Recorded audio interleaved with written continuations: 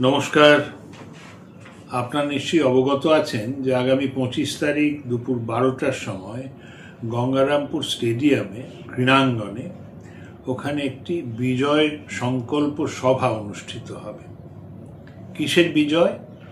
বিজয় হচ্ছে একটা অশুভ শক্তি যেটা কাজ করছে পশ্চিমবঙ্গে, যাতে পশ্চিমবঙ্গ ক্রমাগত মাথাপিছু আয়ের নিরিখে দেখুন, বন্যা দেখুন, অপশাসন দেখুন, সব দিক থেকে এগিয়ে যাচ্ছে, এক ভয়ঙ্কর অবস্থা। মুখ্যমন্ত্রী, আমরা যখন উত্তরবঙ্গে বন্যায় কষ্ট পাই, আমি জলবিদ্যা কিংবা হাইড্রোলজি সম্বন্ধে জানি না, উনি আমাদের বোঝাবার চেষ্টা করেন যে বাদা বন অর্থাৎ ম্যানগ্রোভ লাগিয়ে এবং ড্যামগুলোকে ভেঙে দিয়ে উনি সব সমস্যার সমাধান করবেন। এই যে কি অদ্ভুত একটা অবস্থা। তো এই বিজয় সংকল্প সভার বিরাট মাহাত্ম্য।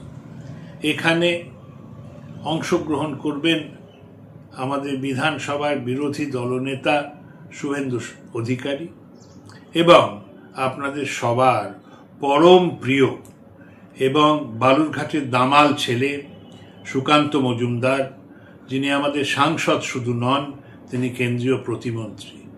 এই দুজন আমাদের একদম প্রথম শ্রেণীর নেতারা আপনাদের সম্ভাষণ করবেন। সুতরাং আপনারা দলে দলে যোগ দিয়ে এই সভাকে সার্থক করুন।